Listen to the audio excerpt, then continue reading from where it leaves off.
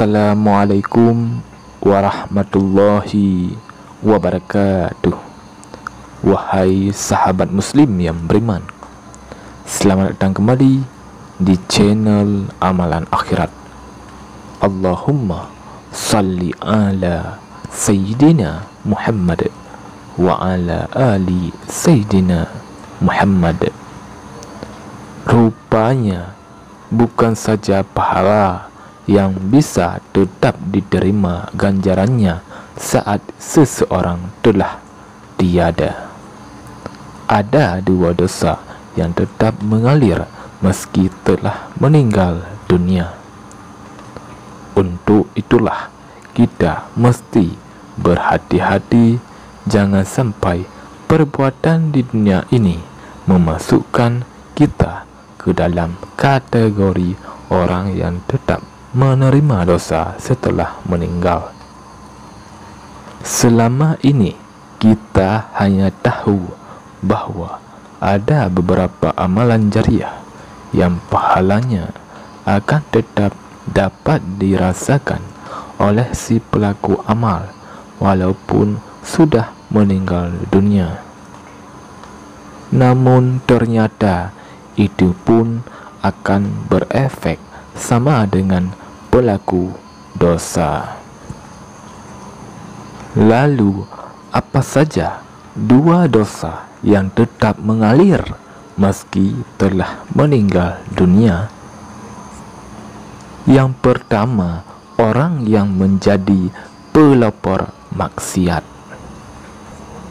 Pelopor adalah orang yang mengawali segala sesuatu. Ia tidak menyeru orang lain agar mengikuti perbuatannya. Namun secara tidak langsung perbuatannya telah menginspirasi orang lain berbuat hal serupa. Berarti orang yang mengikuti tergerak secara sukarela tanpa paksaan sedikit pun. Jika perbuatan tersebut ada dalam ranah amal soleh, tentu akan menjadi hal yang sangat bagus. Ia berhasil mendakwahkan kebaikan tanpa orang yang mengikuti merasa tertekan dan tergurui. Orang yang mengikuti rela hati ikhlas lillahi ta'ala mengikuti jejak langkah-langkah kebaikan orang tersebut. Namun lain cerita jika seseorang menjadi pelopor amal salah. Ia telah berhasil menginspirasi orang lain untuk berbuat maksiat serupa dengan dirinya. Maka Rasulullah SAW bersabda dalam sebuah hadis yang diriwayatkan oleh Imam Muslim dari sahabat Jabir bin Abdullah, siapa yang mempelopori satu kebiasaan buruk dalam Islam, maka dia mendapatkan dosa keburukan itu dan dosa setiap orang yang melakukan keburukan itu karena ulahnya tanpa dikurangi sedikit pun dosa mereka. Hadis riwayat Muslim. Maka demikian pula dengan putra Nabi Adam yang bernama Qabil. Qabil adalah orang pertama yang menumpahkan darah orang lain. Qabil membunuh Habil yang merupakan saudaranya sendiri karena menginginkan jodoh yang lebih cantik yang diperuntukkan bagi Habil.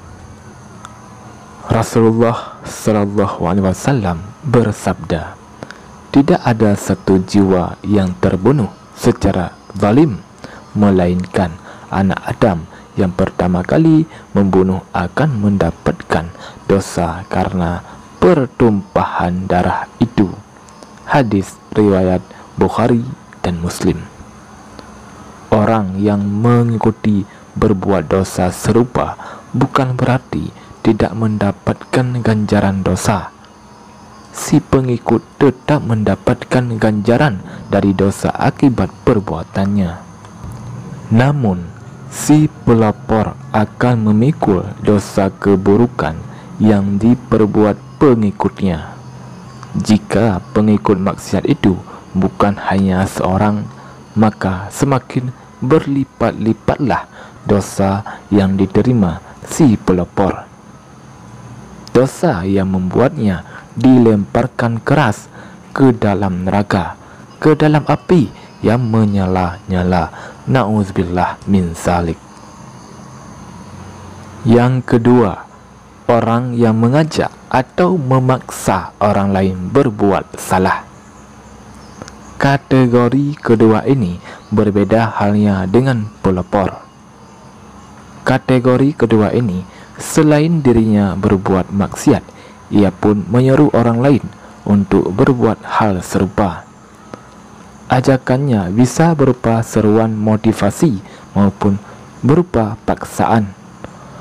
Orang yang demikian adalah orang yang sesat dan menyesatkan.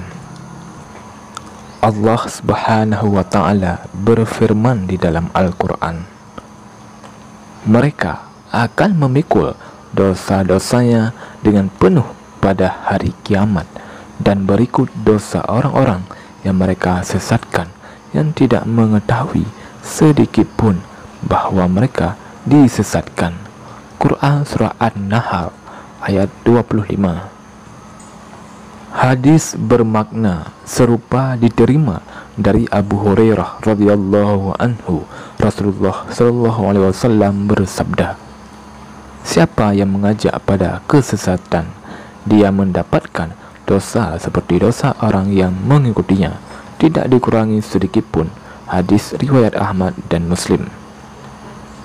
Jika kesesatan tersebut berupa perbuatan yang sudah jelas menyimpangnya, seperti ajakan untuk merampok, mencuri, membunuh, menganiaya orang lain, berbuat mesum dan sebagainya, mungkin kita dapat berpikir dua kali untuk menerima ajakan tersebut.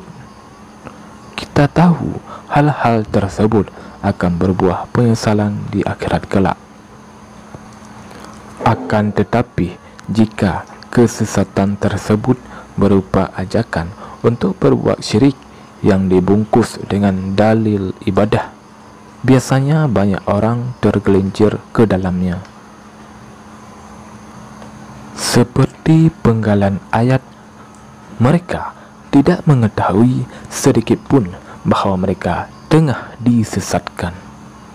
Namun, ketidaktahuan ini tidak menyebabkan mereka terbebas dari dosa. Mereka telah bersalah karena menyadari mereka tidak berpengetahuan namun tidak mau mencari tahu. Mereka telah bersalah karena telah mempercayakan segala praktek ritual peribadahan tersebut pada orang yang dianggap alim. Padahal orang alim yang tidak memurnikan ibadah hanya untuk Allah semata, baik dalam hal zat yang diibadahi maupun tata cara peribadahan, ia sebenarnya adalah menyesat yang menyesatkan. Orang berbahaya dan membahayakan. Orang yang akan mendapat limpahan dosa walau raganya telah tiada. Demikian, semoga kita bisa berpikir ulang saat memutuskan untuk melakukan amal yang melenceng dari nilai-nilai kebenaran Islam. Jangan sampai kita mesti bertanggung jawab terhadap dosa dari orang lain yang meniru perbuatan maksiat kita. Wahai sahabat muslim yang beriman, marilah sama-sama kita menjauhi dan menghindari dua dosa yang tetap mengalir meski telah meninggal dunia. Dan semoga Allah Subhanahu wa ta'ala menyelamatkan kita dari dosa-dosa tersebut. Saya akhiri, wabillahi taufiq wal hidayah. Wassalamualaikum warahmatullahi wabarakatuh.